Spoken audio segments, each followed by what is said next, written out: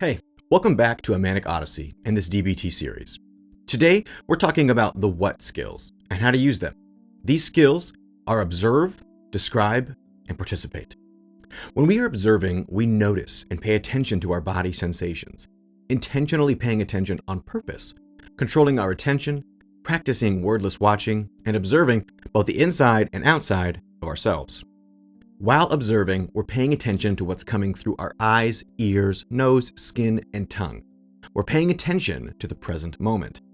When we're controlling our attention, we're not controlling what we see. We're simply pushing away nothing and clinging onto nothing. When we practice wordless watching, we're watching thoughts come into our mind and then we let them slip right by, like clouds in the sky. We observe and notice each feeling, rising and falling, like waves in the ocean.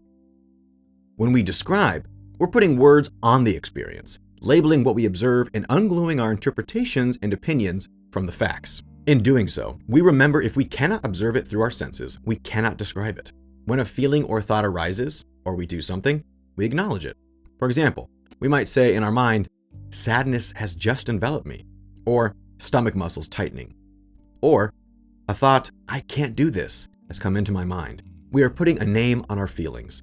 We label a thought as just a thought, a feeling as just a feeling, an action as just an action. When we are describing what we observe, we are describing just the facts and labeling them non-judgmentally, paying attention only to the who, what, when, and where that we observe. Now, when we participate, we are throwing ourselves completely into activities of the current moment. We become one with whatever we are doing. We act intuitively from wise mind, and we go with the flow. We don't separate ourselves from what is going on in the moment, whether it's dancing, cleaning, talking to a friend, feeling happy, or feeling sad. We completely forget ourselves by throwing our attention to the moment. With each situation, we do just what is needed, acting like a skillful dancer on the dance floor, one with the music and a partner, neither willful nor sitting on our hands. When we go with the flow, it allows us to respond with spontaneity. The what skills can be life-changing when practiced. In my opinion, observing is the most important, and it is the most difficult. So much of our language outside and inside of our heads is judgmental. We might look at someone wearing a green hat and think, wow, that is a really ugly hat. That's a judgment, instead of observing and saying, hat, green.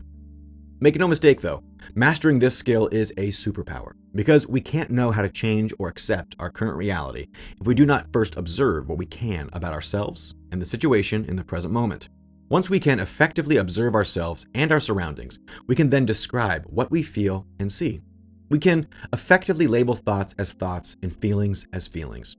When we're in a distressing situation, when we're feeling overwhelmed, observing what we can and then describing it non-judgmentally, sticking only to the facts, can help us understand whether or not we want to participate in the present moment and, if we decide we want to, how to participate in the present moment.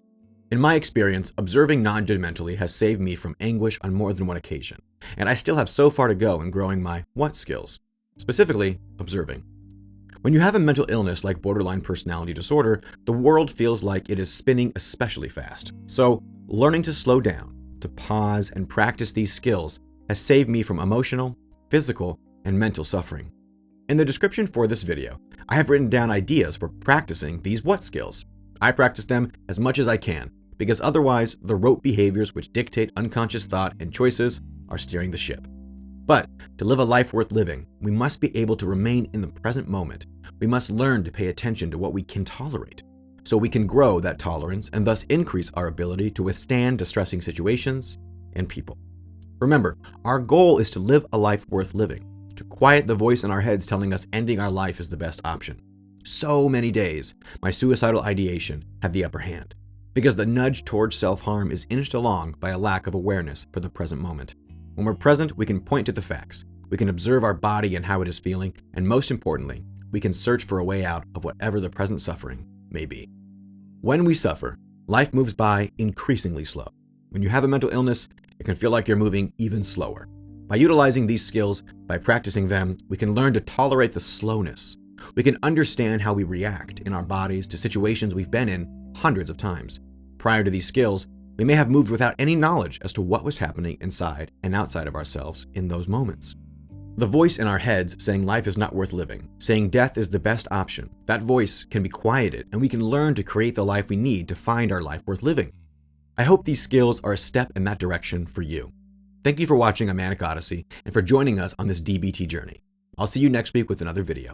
Bye-bye.